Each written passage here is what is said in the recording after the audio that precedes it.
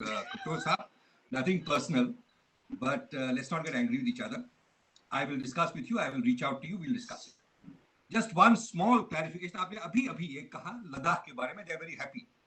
Today's newspapers, Leh leaders have boycotted LHDC polls. Aaj, today's front page news, LHDC polls boycotted by Leh leaders, not Muslims, not Kashmiris. But let that be. I don't want to get into a debate of this kind, just to provide factual information. Otherwise, I would not have raised it. I don't want to respond. I don't need to prove my thing with Kashmiri Pandits. I have written about it. I don't need to prove it to you. But having said that, I picked up 4 or 5 words: policy reset, Kashmir hegemony, alienation, radicalization, corruption, disillusionment. I have only one small query. Where in India doesn't this happen? Is corruption a birthright of Kashmiris and confined to Kashmiris? Why does it become a political issue? क्या बिहार में corruption नहीं है? UP is not corrupt. Maharashtra is not corrupt.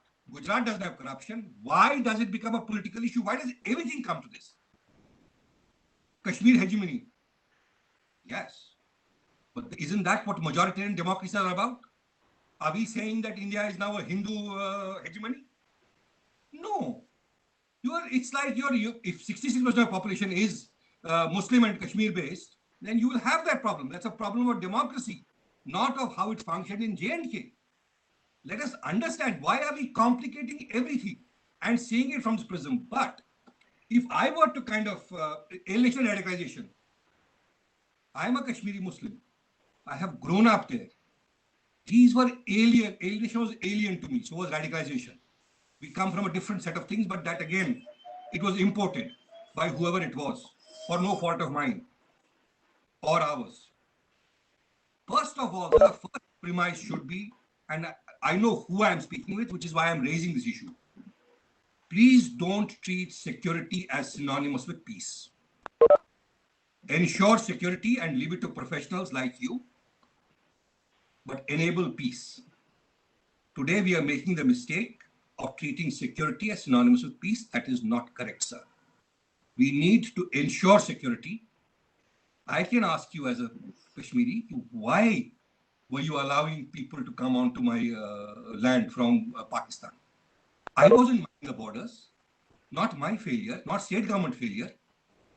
What are we talking of here? I will ask you this question. How was he coming in from 90s? Who was responsible? It was the government of India, not the government of J&K. That's how the problem arose.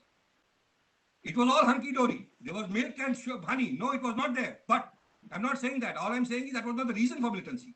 It was something else, for which we'll again debate. But first of all, sir, please ensure that there is security, but enable peace. Don't damage the republic while you are ensuring security. That is point number 1. Point number 2, how do you enable peace? You will have to have political initiatives. You will have to have social initiatives. You have to have economic initiatives. We have discussed enough about political, social. I think Ranveer Saab did an issue about cultural things, heritage and thing. I think it's also important to understand that is diversity today a valued thing at all? If not, then let's re-examine it. I'm open to all kinds of views. I will not focus on political and social because much has been done. I talk about the economy. We don't want large industries. The world is moving in a different direction. Does anybody in this webinar realize that India is the 6th largest producer of apples in the world? J&K and Kashmir Valley specifically, because it's the only one that grows apples, is the 5th largest in the world. Is the 6th? India is the 5th largest? Oh, Kashmir on its own is 6th largest. India can become the 2nd largest producer of horticulture in a matter of 3 years. In a matter of 3 years. You don't need jobs, sir. You don't need government jobs. I started this program of apples in J&K. We produce 11 tons per hectare, which is the lowest in the world. If you go to 40, in 3 to 5 years, we will be the 2nd largest producer of apples in the world. And given that it's a huge hinterland thing, you don't need any intervention measures. You will create India's most vibrant, sustainable economy in a state. You have a wonderful craft segment. We don't need Ambani's, Birlas, Riyas to come to Kashmir. Build a local capital. That is what is intrinsic. That is a policy reset that's required. We don't need that kind of investments. Yes, investments will be required from the government of India in infrastructure. What has been the track record? For the last 44 years, sir, we are trying to build a railway. It hasn't reached Banihal yet. No state government was involved. No corrupt politicians were involved. Why wasn't it done? I will ask this question, sir. How was it that even today the rail line hasn't reached J&K? The connectivity is a 34-year-old problem, sir. Land was not an issue. It was run by central ministries. Why wasn't it done? Access to markets, critical, not provided. Today, communication blockade, I can understand. I didn't raise any. Somebody said that I raised about this whole betrayal. I never used the word. I have never said in my earlier intervention, why did you put politicians behind bars? I have not said that, or house arrest. I don't even raise those anywhere. For me, those are non-issues, really speaking. When you come to the crux of the problem, where are these issues coming from, sir? Why wasn't developed? So the point being, do a policy reset that understands the specificity, the strengths of the JK economy. You have three distinct areas. You have a hydro economy in Chenab Valley. You have a crafts and horticulture in the valley, and you have SSI and micro enterprises in the plains of Jammu. Use those strengths and try and build a sustainable economy. One route, way forward, which since I was asked very specifically and I've written about this, is instead of bifurcation, it was much better to do a trifurcation. It's an artificial state created for a certain purpose of the Maharaja. We tried an experiment, it has failed. Today, the biggest problem I find in my erstwhile state is it is Jammu versus Kashmir. It was always there, but not to this extent. Now it's antagonism. And I am worried. Initially, Sharma Saab raised this issue about delimitation commission. I am worried that there will be gerrymandering and it will further cause a problem. Look for a cleaner arrangement. Do a trifurcation. Should have been done. Karan Singh ji talked about 1964, that there is no logic left to this. Why are we doing it? So try and let us look at it afresh. I have no issues, as I said. 370 was a fraud on the people of J&K as it stood on 4th of August. It was all, the husk had been taken away.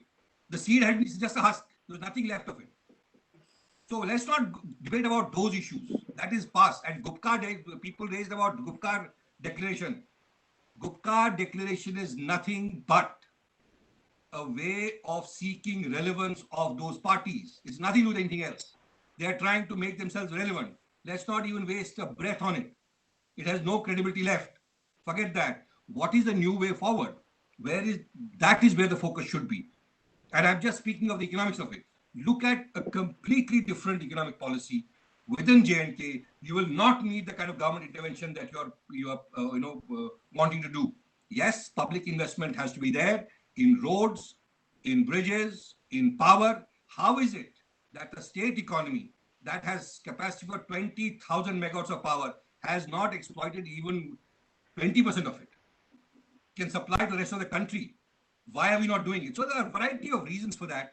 But for now, I would just end with this, that let's look at a specific economic policy for J&K, which is linked to the resources and the competencies of J&K, and create a model economy for tomorrow, not for yesterday. And just because all other economies in the country have been built on heavy industrialization doesn't mean J&K should follow that. We can look at an environmentally sustainable economy because of a very, very large answer. If you do that kind of economic development, it reaches people in the rural areas who have been radicalized and alienated. And it provides them a regenerative, sustainable model of existence and livelihood. And that itself will take care of the problem of alienation and unemployment and radicalization. Thank you for now. Thank you very much, Dr. Hasib. Ashokji, I would like you to dilate a little bit more on how do we reboot the political process in the state? We can't continue with a lieutenant governor's rule till cows come home. Sooner or later, if the status of GNK UT has to be upgraded to statehood, elections must take place. So, what is your way forward on the political rebooting? The only method for that is start a mindset that you are willing to talk. If you are not willing to talk to your own people, who would you talk to? If you claim that by 370 abrogation, we have to mainstream Jammu and Kashmir fully, it can't be done in vacuum. It has to be done with the people of Jammu and Kashmir. And people of Jammu and Kashmir, as of date, as everybody says, it's a reality that are feeling alienated. How do you win back the trust and confidence of the people? Economic measures are very relevant for that, but the political aspirations have also to be addressed. So the idea of India as a narrative has to be built up. Who would it you built it through? Through King's Party, which has a very small base, through Panchayat people who are not willing to be declared as panches because of security reasons. Through whom at least? At least there are moderate elements within society. There are political persons available because politician has always a vested interest on the ground. If there are MLAs available, ex-MLAs available for talking, what is the harm in talking to them? You can't force your own political party on Kashmir because for the last 70 years, the public perception in Kashmir goes that BJP is not acceptable as a party in Kashmir Valley at least.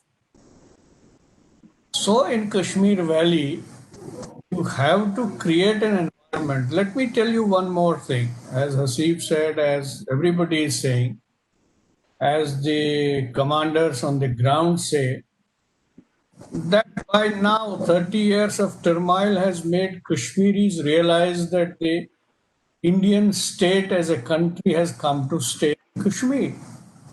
That is why they want to look towards the Banihal, across the Banihal tunnel, not across the bridge from Uri. And Pakistan has lost politically in Kashmir, except that it has stray militant presence there, and as a perception, it exists in some smaller percentage of people. Isolate them and take recourse to talk to the people. There are people. Government of India has been talking. The agencies have been talking. But it needs to be consolidated, and you need to appoint a committee or a political pointsman who can start it at track 2 level. It's not necessary that they will come and officially talk to you. And it will not take much time after the abrogation of 370 now. If the realities have to be made understood to them, it can be done. And they have realized it. With 370 gone and dusted now, they have realized, Kashmiris are realizing that there is a need for dialogue, there is a need for mainstreaming, and they have to save the future generations. They can't, there is one already generation in the graveyards because of militants. Kashmiris understand that there is no future with the other side. The future lies with India. And for making them realize, for making that, accomplish that, you have to reboot the political process at various levels. And I think confidence building measures have already been put in place.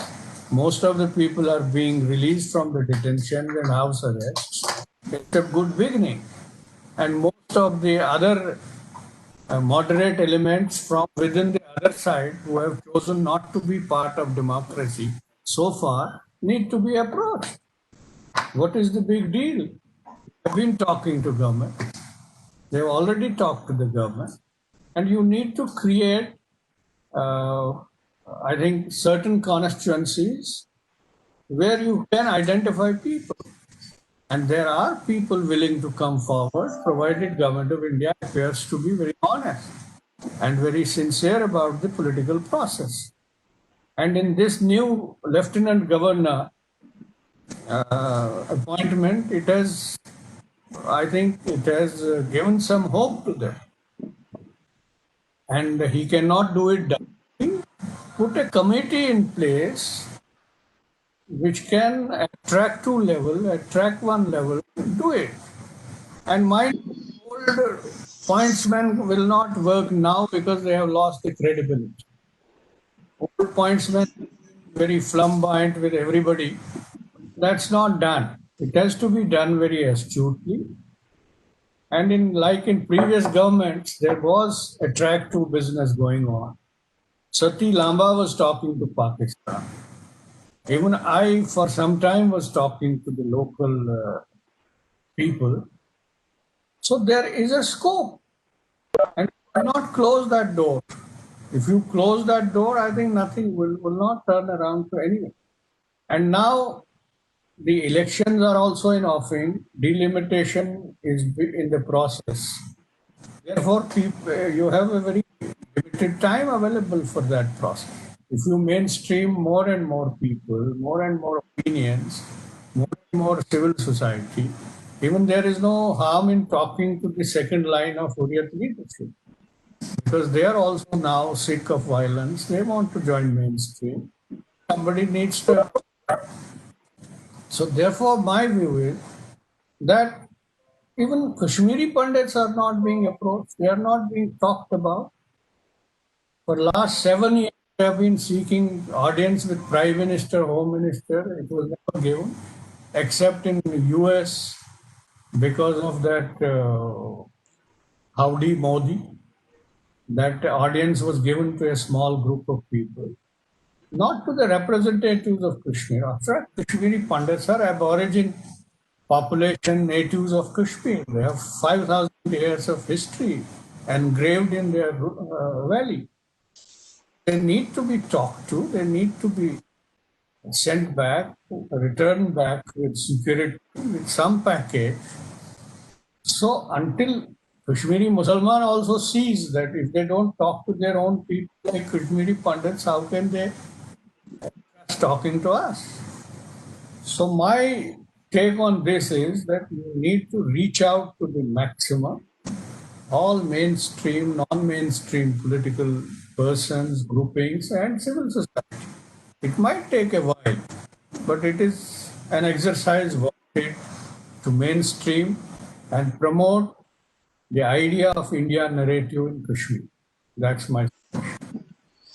Uh, my last issue with General Ranbir is, though besides the questions that have been addressed, India is beset with a real collusive hybrid two-front dilemma.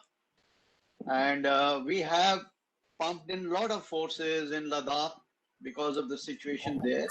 And we have to be totally prepared for some kind of aggression, maybe from Pakistan's side also. At the same time, Indian Army has, particularly Northern Command, has a major role in the internal security of Jammu and Kashmir, particularly Kashmir Valley. So, in the light of evolving security scenario, is there a new model that you have in mind which can probably relieve the Indian Army from its internal security duties and permit it to put more focus on its primary duties? Is there a model that you have in mind that you would like to share? And another question is, my own interaction with people say that no matter what happens, Army still remains the most respected institution of Government of India there. People trust you a lot what role can army play in reaching out to the people and extending the authority and the goodwill?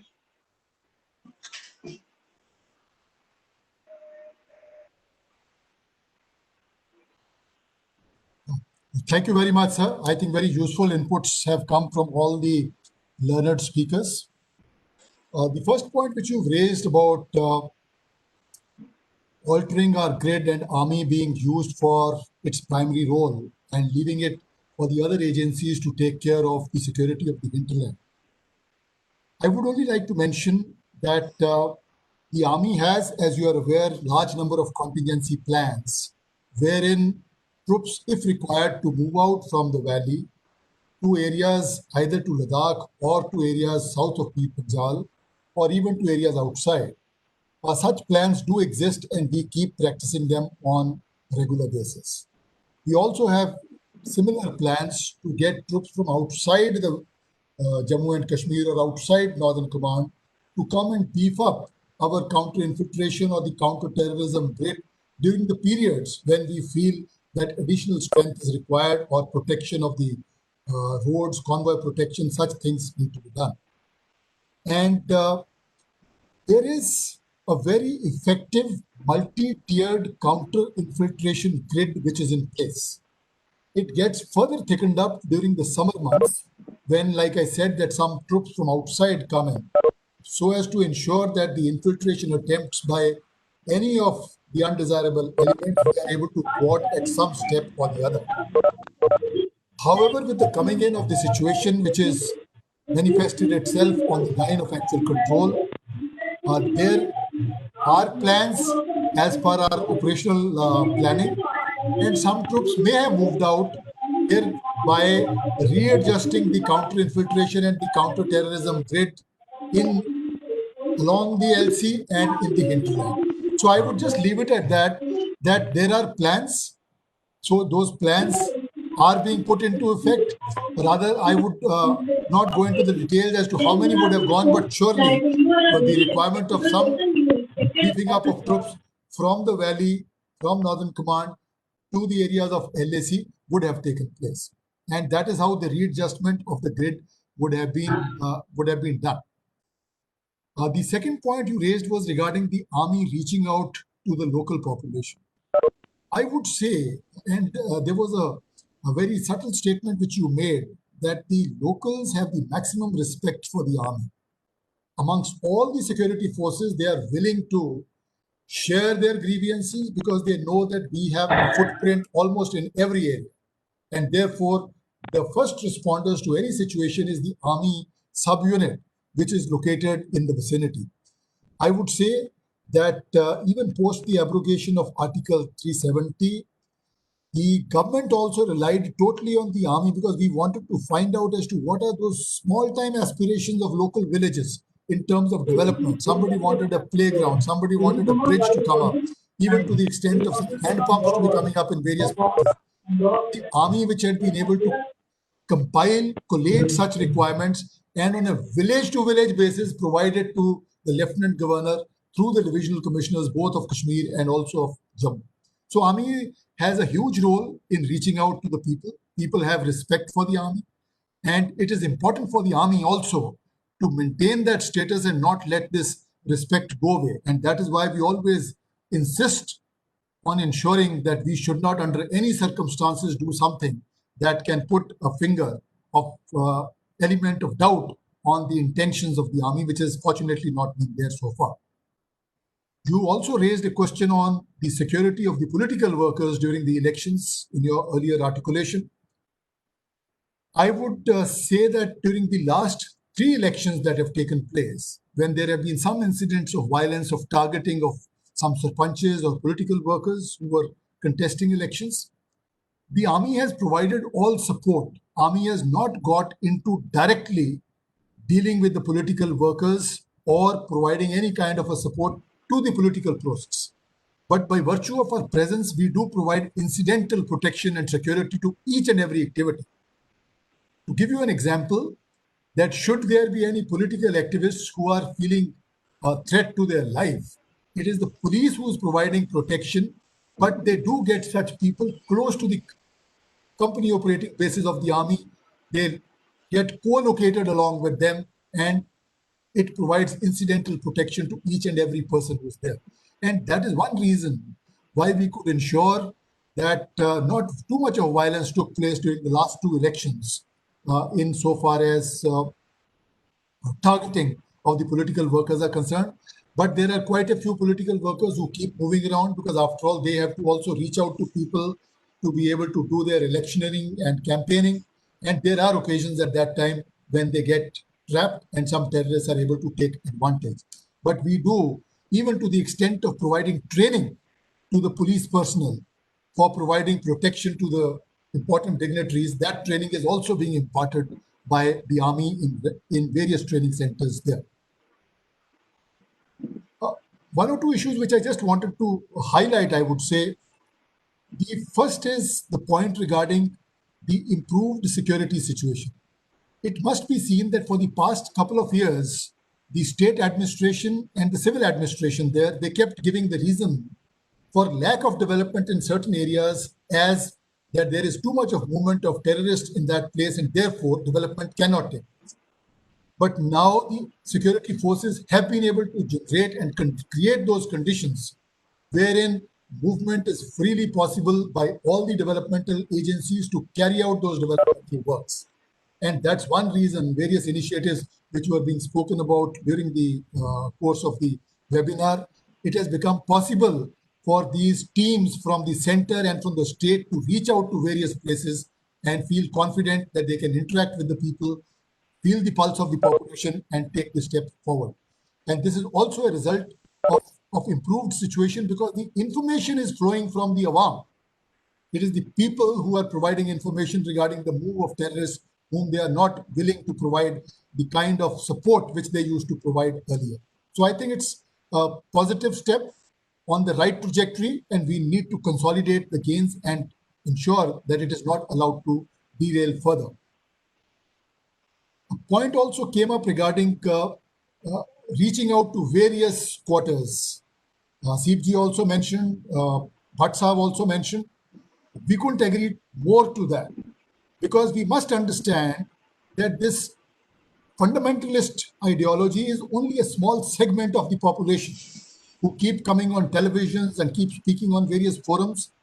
But there's a large majority, which is silent majority, who are the people of Jammu and Kashmir, who have their thoughts in mind, but they're not willing to come out. They need to be provided that support. They need to be provided that holding of hands so that their voices come up. And that is where the efforts by the state government and various other agencies are being done so that we can see as to what is that second rung of leadership and the third rung of leadership who can not only come up themselves, but they should also act as catalysts to be able to get other people out from there so that we can continuously work on a common direction. And one positive sign, which again I thought I must share, that while the people of Jammu and Kashmir, quite a few of them, especially in Kashmir, felt slightly betrayed and cheated when the decision for abrogation was done. But there was a common thread in all of them. All of them said very categorically that they are tired of violence and they would not like to support any violence in future. Any redressal of grievances or any giving out of grievances which is there, they are willing to talk. And we should be able to provide them a platform where we should be able to listen to them. And therefore, it is important to keep the channels of communication open. And I would just like to close by saying once again that we have embarked on the first step in our journey towards integrating J&K and ushering in better security and development. We need to give it a push. We need to have patience, willpower, and resolve to take this process forward. Thank you, sir. Thank you very much, General Ranbir. In conclusion, I would, rather than giving a summing up, I would request our panelists to make a parting remark. Jan Katoch.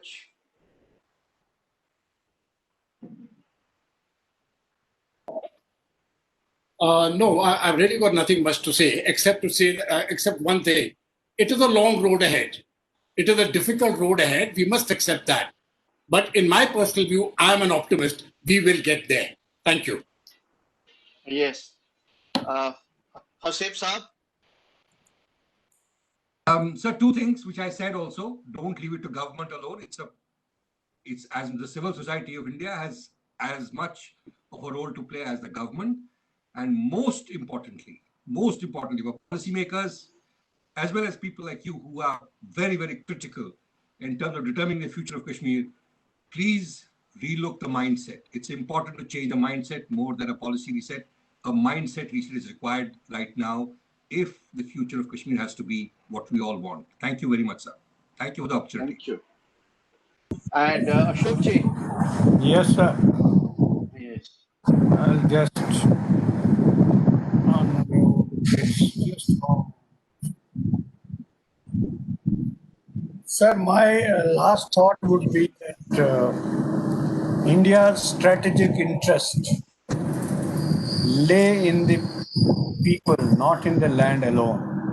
So, therefore, people are very important. We need to reach out to the people of Jammu and Kashmir. As General Ranbir Singh said, that people are sick of violence. They provide intelligence. Why should a common man provide intelligence to security? They don't take money for that. They do it out of their anxiety to bring peace in the valley and save their future generation. I am an incorrigible optimistic, and I feel that we can reach out to both mainstream and non-mainstream political parties, political groups to start the process of engagement. And I think we have a better future in Kashmir for tomorrow. Thank you. Thank you. And Ranbir, parting remarks? Thank you very much, firstly, for giving me an opportunity on this very, very important occasion to share my views and thoughts. And I would say that we should keep measuring small successes which each of the agencies have and keep looking at giving suggestions for mid-course corrections so that those successes can be consolidated. And wherever any change in direction is required, that can be done for the better.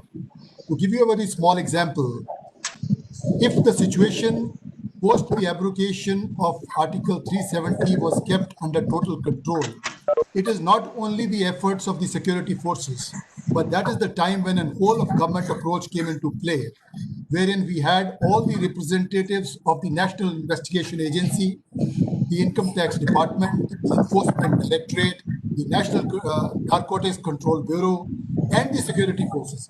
And that's the reason why we could sort of we could choke all the networks, whether it was the funding network, Hawala networks, intelligence networks, infiltration attempts from Pakistan networks by putting down all the internet things.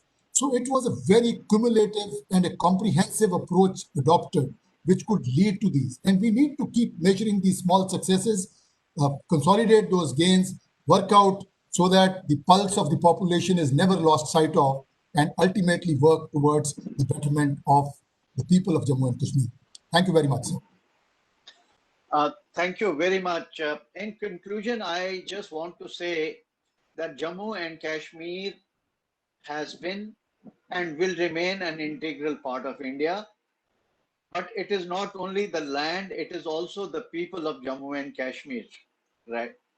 So therefore, nobody can ever dare to even take an inch of Jammu and Kashmir away from the Union of India. But there is a problem with the people there, and I think this de-alienation and rebooting the political process should also remain, receive equal focus. And I think we need to engage with people like Mr. Dabu, who has so much of knowledge, and Mr. Ashok Bhan, who is a constitutional authority. And there are so many people like that from the state of Jammu and Kashmir who are well-meaning, who are die-hard patriots and nationalists. I think it's high time we incorporate them and get their inputs also, and then whatever policy decision and implementation government of India does for the good, probably that will receive a better traction.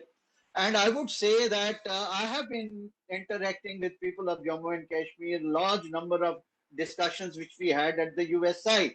And purposely, I did not get people from Lutyens Delhi because they have a certain perspective of Kashmir. Banihal tunnel syndrome doesn't exist on that side of tunnel. It is also this side that we look at Kashmir through certain blinkers. So we made it a point to get these people and do certain cross fertilization of ideas and all. And USI as an institution is more than willing to engage with the youth of Kashmir. Let them come, abuse whatever pent up feelings they have, let them express themselves. But my view is, and I have been doing it with people, ultimately, any rational human being will be guided by logic and persuasion. And I think we should create multiple platforms and use the people of Jammu and Kashmir to prevail upon their own people and have some kind of a moderation and sobering effect so that a new process of engagement, particularly with the youth, commences. We purposely had this panel where we could get very candid views from both sides of the spectrum, and I'm very happy that we had a very constructive yet very animating discussion. And each one of us know people, I think, Mr. Prabhu and General Katosh, they know each other very well and they've been interacting at certain level. I hope that this process carries on and in due course, we would see peace and harmony in the state of Jammu and Kashmir. So with these words, I thank all our esteemed panelists and participants for being with us on this very important occasion. And we look forward to your expertise in the events that we would be scheduling in times to come. Thank you very much. Stay safe. Have a good day. Good luck and gratitude. Thank you very much. Close this meeting now. Thank you. Thank you very much. Thank you. Thank you. Thank you.